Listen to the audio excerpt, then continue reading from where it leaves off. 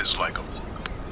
Some chapters are sad, some are happy. I was a very casual Joel Haver viewer when he set out to make his 12 feature films in a year challenge. But when I got this next idea, I realized I had to do it, and I realized that because I couldn't stop thinking about this idea for months and months. No matter how crazy it was, I couldn't get it out of my head. So in 2024, I am going to make 12 feature-length films in 12 months. I watched his shorts. At that point I hadn't seen any of his features, but I was interested in seeing what he was going to cook up. If he could actually pull it off, and if so, if they could possibly be even halfway decent. So you can imagine my shock when the very first of his 12 films, which I did watch on the day of upload, had me curled up, sobbing, and weeping on a good afternoon. Stacy! Kevin! My two best friends is sun kiss. That's all you need, baby! I didn't even intend to watch the whole thing, but after that I was in. I wanted to see what my boy cooked up next. Joel Haver's films are what fall under the broader movement I've come to understand is called folk filmmaking. Films made by people for limited budgets, made available to be watched for free. And they came to me at just the right time, as my attitudes at this point toward Hollywood and the film industry in general were moving. I mean, I always hated Hollywood and the Hollywood system, but this movement's entries, and particularly Joel Haver's philosophy towards filmmaking, really challenged the ethos of the Hollywood system, which is something I've come to articulate in my video about what I call white guilt cinema.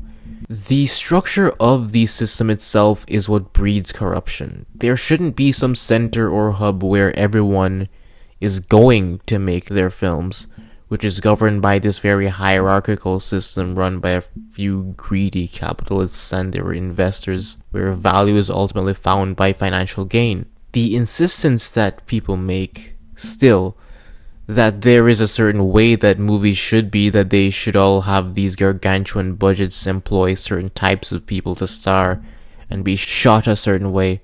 These are all problems that particularly became highlighted to me because, as I've spoken about before, the Jamaican film industry is actively stifled and hurt by the existence of something like the Hollywood system. And as things are, there's just no conceivable way that we could create a film industry of our own like it. Frankly, I don't think even if it was possible, we should be trying to imitate that corruption. It's also for this reason that I've always believed that art should be free, even though artists should be paid. Join my Patreon. But for real though, the whole premise of this 12 movies challenge embodies the response to everything that I hate about the current film industry. And it became clear to me from the jump that the filmmaker was genuinely good. And this strength was seen in the films themselves.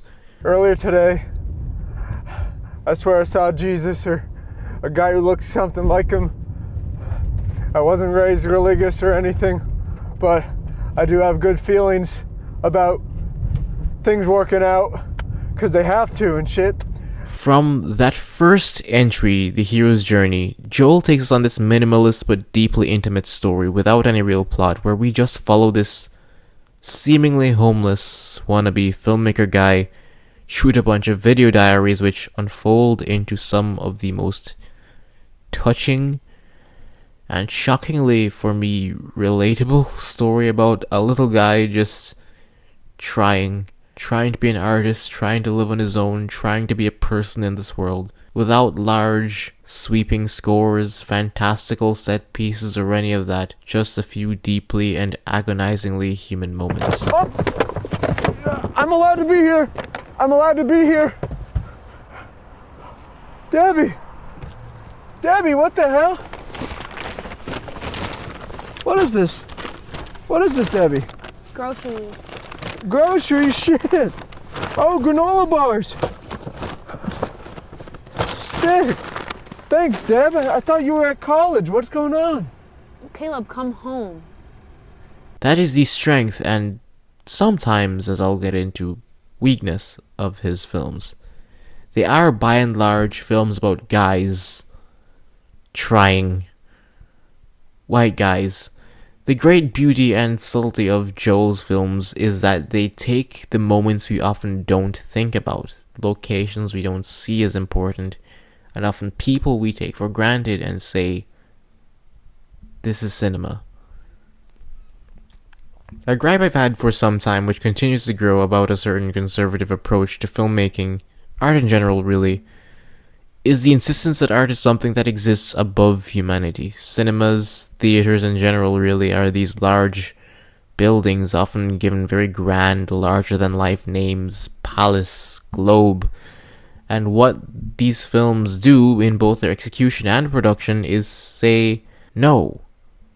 Cinema is down here. Cinema is just hanging out with a new friend one weekend while contemplating moving out of your city. I've found so many friends. It's like I'd find friends everywhere. Yeah. Exactly. I don't know where this thought train goes, but Art is waking up one morning and realizing you've drunkenly sent a woman the dumbest text in the world and having to figure out with your boys what the hell you're gonna do. Oh, God. Even running around selling barrels of diarrhea with your brothers. There wouldn't happen to be diarrhea in those barrels, would there? yep, 400 pounds of diarrhea filled to the brim, sir. You wouldn't happen to have delivered like 8 of those to St. Mary's Intensive Care Unit this weekend?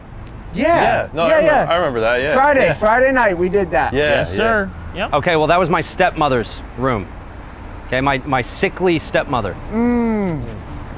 You see, Winston, when we inquire with the customer where they want their barrels of diarrhea, that could be anywhere. Even next to somebody's dying mother. You got it. Yeah. It's all part of shit. No, Step 3. don't make this a teachable moment. But again, it doesn't have to be something as simple as that. Maybe you set out to make literally the longest stop-motion film of all time, using a bunch of dolls and miscellaneous toys lying around to make some commentary about the relationship between God and man and the horrors of religious fundamentalism. The choice itself to use dolls arguably being a part of the commentary. I have $16 in my bank account and I need to pay rent next month. So you're not going to help us? No. In both the approach and content of his films, Joel challenges traditional approaches to American filmmaking. It's not white man cinema or even white guilt cinema. It's white guy cinema. What does that mean? What does that mean? The approach to those large Hollywood films, as well as even smaller independent films and art house films, there still exists a certain hierarchical vantage point. The author or auteur is still very much, perhaps even due to just the format through which you're watching, an authority. You've paid to hear what this schmuck has to say, even if they aren't necessarily white or a man. The very structure of the films upholds the seat of dominance of the white man. These guys are getting awards and accolades for talking about their prickly childhoods and are rewarded, usually financially, for merely existing. The approach of the folk filmmakers, though, eliminates that wall. You could watch a Joel Haver film on your telephone without a David Lynch breathing down your neck. Fucking telephone. Because it's uploaded somewhere like YouTube, where just about any video, so long as it fits the standards of their terms of service, can be uploaded. It's not necessarily a platform structured for art, which makes my projects here a little difficult as well. It's a platform with a lot of problems and no real standard or barrier to entry. Precisely why lots of people argue that it is wrong for Joel to be putting his art here. The medium itself is antithetical to art. Because the average person doesn't have the resources or time to make a movie, but if they could see they can make something pretty damn You great. can like broaden the stuff you write about. You Well, know? it separates it from being like a YouTube video, though. Yeah. You know what I Yeah. mean? Like it's still a YouTube video at the end of the day. Like you're putting it on YouTube for free, just like any, posting like anything on like Vimeo, you know, like for like real short films. Yeah. Paywall, make some money off it. I It's feel like great. people will take you more seriously on Vimeo. For sure. Well, why do I need to be? My thoughts on that are evolving because I do treat everything I make as art, but it would be sinful to deny that this place is not ideal for that kind of approach. How long is this one? What's the runtime? I think an hour 30. yikes, What? yikes, long. I'm just kidding. What Joel does is, in a certain sense, desecrate the cinema by insisting that it is not something that exists in the clouds for a few wealthy people in California. It is something that kids can make. The interesting thing with him, though, is that he does insist on calling the things he makes film. Lots of people are making skits and very ambitious projects here, except they aren't all necessarily calling them films. Boxing, weaving, sneaking, shooting. The closest other people to creating what I would call a cinematic ideal on the internet is RDC, who I've been watching at this point for almost a decade, and I've watched them grow and develop their stuff over the years, and it's truly inspiring. Like what Joel does, this is just a group of friends who got together and said, let's make cool videos on the internet. And they're genuinely good and have been good, and they do take their craft very seriously. I know that Mark said that they've been approached by Hollywood to make traditional media productions, but have rejected it because they're doing what they want to do already. I'm like, no, I don't want no sketch show. Like, people don't understand what we need a sketch show for, and we can make sketches on the internet. That's the show now. If you make a sketch show, we gotta go get a Hollywood production. You take a whole year, and whatever we about to make that's supposed to be relatable is gone within a year because it gotta take all that time to come out. The only real major difference between what they do and what Joel does is that, well, you know, they're black. And I think that reflects itself in not only the obvious, like the content and subject matter of their videos, but the approach as well. RDC's work has always been very collective, while Joel, of course, does have his circle of friends and actors and composers who he collaborates with for his work. There is a notable difference in how they feel. RDC truly feels like this is the work of a body of people, while Joel's films do, while different in all the ways highlighted before, challenge traditional approaches to film. You can still see the fingerprints of the auteur directors that he takes from, such as John Cassavetes. Why not? What would you like to talk about? Oh, I don't care, John. Peter, save me, you know. Do you want to talk about art, Dick? Art. Or Dick, we could talk about. This is the reason I didn't join a fraternity. Thank God there's all those pillows. We can build a wall of pillows between us. Yeah, we can put all the pillows between us so our butts don't touch and our PPs don't touch. Exactly. I don't know what your butt is capable of. What do you think? Is that comfortable? Not really. I had an idea. What? I usually bring a chastity belt in my backpack. Really? If I wear the chastity belt, it'll block my penis and I won't be able to accidentally have gay sex with you. Joel's films still feel unmistakably like Joel's films. He may have made them with his friends, but they are Joel's friends. It shows even in that while I don't think RDC would deny that what they make are films, which often increasingly have impressive production design, they still largely choose to call them videos. Joel will always insist that his films are films. It is a part of what I appreciate about this stuff, of course, showing that film is not this thing in the sky, but the insistence that the conversation about what it is we're doing here has to be that deep at all is pretty white. What is that? The big limitation of Joel's films that I came to realize as they went along, not necessarily a flaw, but just an observation, was, yeah. Good to see you. Good to see you. This is Kylie. Hey guys. Yeah, this is Will, Dominic, Jacob, birthday boy. Oh, cool. Hi. How are you? Good. Why are you guys standing in a semicircle? This is white guy cinema. It was only when he released Hiccups that I realized how limited the roles of female characters were in his films, and that of those there were, they were always of a similar type. Often love interests or otherwise just friends of central characters. Hiccups opens leading us to believe that this will be a rare female-led film of his, but as it goes on, we realize it is indeed a rom-com. And it's a very stylized rom-com where the protagonist's role is shared between the straight white guy and the straight white woman, where they alternate perspectives. Even though she is given more of a voice than the woman characters in these usually get, her story is still directly tied to her relationship with a man. Joe would even get self-aware and meta with his treatment of female characters in his diarrhea movie, which literally had a Bechdel test gag which he maybe deliberately failed multiple times for the very end of the movie. I'm not saying anything until I talk to my lawyer. My female lawyer. Bechdel test successfully passed. Towards the end of the challenge in his 11th film, he would release a completely female-led story in Your Point Girl. A very well made, if simple film in my opinion.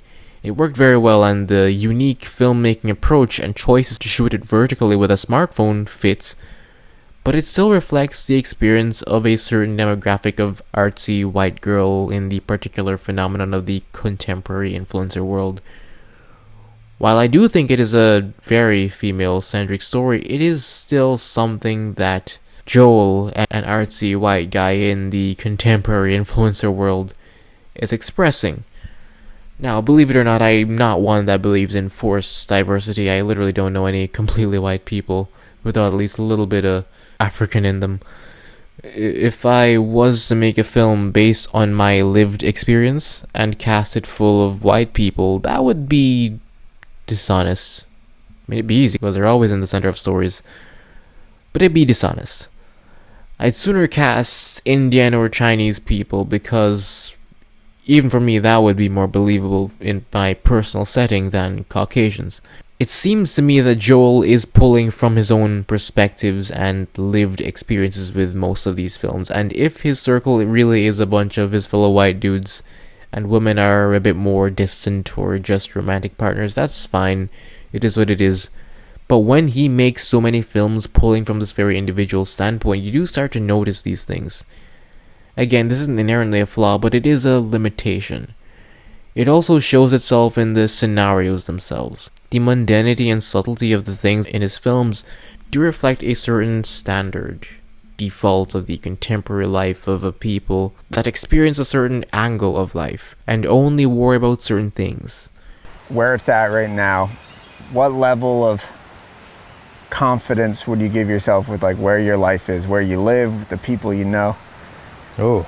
One of the great and terrible things I found in the gap year I took after high school, and my parents didn't force me to work, is that I thought a lot. Maybe about things that don't matter. And it left me as the existentialist nutcase I am today. But I was only able to think and ponder about those things because I wasn't being hounded by the demands of school or employment.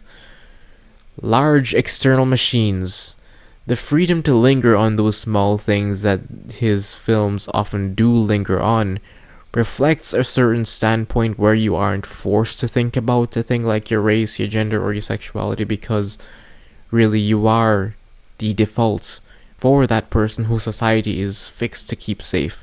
Now that said, you're not some powerful capitalist living in the gargantuan houses that those Hollywood movies are always set in. You're just a guy. You're not there yet. You do have to think about where your next meal is coming from. Maybe you're living in your car, just trying to make it to the next day. Maybe you're going through grief, or just generally unsure about your future or where you're going in life. You do have to worry about a lot of things, but you ultimately will be alright. And that's the real struggle and heart of his films. They're about normal people going through usually very normal things, but who are ultimately going to be alright. Caleb, come home. I thought you were at college. There will be moments that bring you to tears when seemingly nothing major has happened. He made a deeply compelling film that's just about two bros chilling for a weekend, No conflict, no nothing, just the deeply human and frankly scary phenomenon of intimacy. He'll make a film about a gimmick influencer who's going through a cancellation arc but finds some catharsis in making vent music. You realize people like hate you on the internet right now? I don't know exactly when I started crying during Caleb's Hero's Journey film. I don't think it was even necessarily one particular moment. It was just seeing a guy trying. I saw myself in that guy. I think many of us can project ourselves onto these guys. To a point. I did notice points of connection and detachment. I realized that a lot of these, particularly in the first half, and of Joel's other features that I explored, is that they're usually about aspiring artist types, and if not, just ambitious people in general. Do you even like the stuff that you make?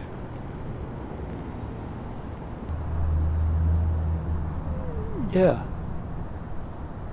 Yeah.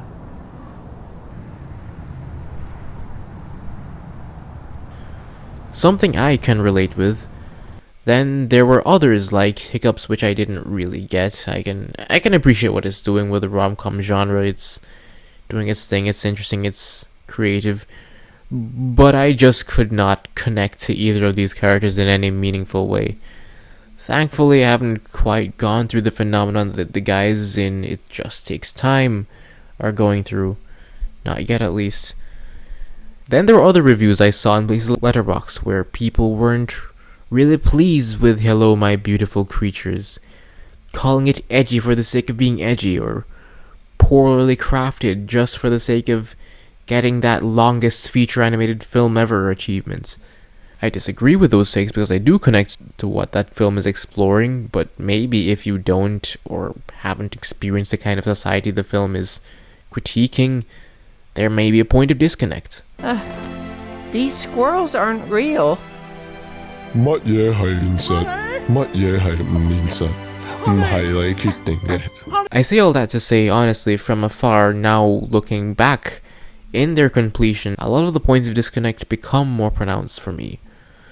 Like halfway through, I did start to be put off by how two-dimensional the female characters tended to be. You start to wonder how much more layered the stories would be if they had multiple writers involved. If some of them actually would benefit from a script. If, you notice the particular way all the characters tend to talk. Not a problem, it's just, I don't know anyone who talks like this. It's a very Americanoid, Caucasian, Gen Zennial sound. It starts to affect you a little bit when you're seeing the exact same people in almost all of them, because those are the most accessible to Joel. And this isn't against the actors, they were all great, but you just kinda, you start to wonder how differently they would feel if there was actually a casting call. Next to each other, the limitations of this approach to filmmaking became more evident. I don't know if I would recommend anyone sit down and watch all of them, maybe just whatever piques your interest. I didn't dislike any of them, I think, even those I couldn't get into. I've come to realize that my unique approach to criticism is that I like to talk about things from a big picture meta-contextual lens, rather than scrutinizing the details of each individual work. From what I've seen of it so far, I like the folk film movement. It seems to possibly be our best bet, but there are limitations to it that I've gone through.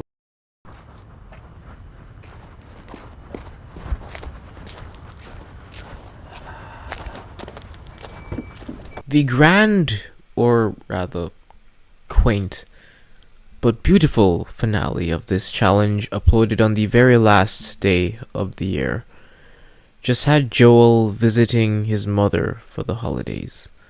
Okay. We made it. We made home. It. Yes, only 27 years later, and I made it home. Yeah. Thank you for bringing me here, honey. Yeah. A sort of bookend to the hero's journey film. Come home, Caleb. I cried during both of them. It is essentially just a documentary / vlog about his mother, his family, and we just spend time with them for a while.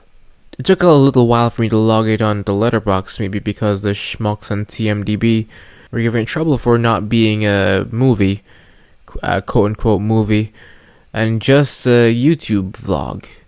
But like I've been saying, is that not cinema though?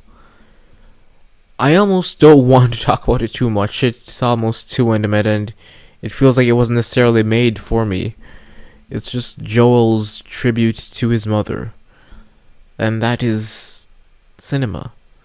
These films are Joel's tributes to his friends, to brotherhood, to the woman in his life, to those he's lost, to filmmaking. Each of them in their own way is an expression of love. Love of the form, love of humanity, the small moments, the daringly uncomplicated reality. From his unmistakable point of view, stories about guys being dudes. Dear Derek, Mason, and Rahul, to have loved you all is one of the great adventures of my life. The unique challenges we dared to face, one of the great accomplishments, even when failure was certain. I spent too many years theorizing alternatives and regretting my decisions, which I view now as foolish yet essential years. I hope spending this brief time together could prove essential too, if also foolish, so be it. I hope it gave you all a fuller picture of me that you may now tuck away. I do not intend to ask you to forget me, merely to forget the notion that you may need to. You can't, I can't, we can't, and that's okay. Love, Celeste. For all their limitations, strengths, weaknesses, I think that this was wonderful. I think that Joel's doing a great work here, and people like him will be good for the future of cinema. I've gone through all the parts and bits I think were limited and stifled, but I think it's important to weigh those parts too, to illuminate the way forward. The guy made 12 feature films in a single year. Partially just to show that it can be done, and I know that many people, because of this, are going to come forward and usher in creative new forms of cinema, the likes of which we've never seen before. Unfortunately, under insert big buzzword combo, capitalist white supremacist patriarchy, the ones who are able to set the standard of filmmaking in any large way tend to be white guys, and if they're not, they're automatically put in some other category. But I do think that ultimately what this is and what Joel is doing to the form is great. I enjoyed all of these films. I look forward to what next Joel has in store. And frankly, I look forward to what the landscape of filmmaking will look like going forward. Yeah, that's about it. 2025 and still alive, let's go.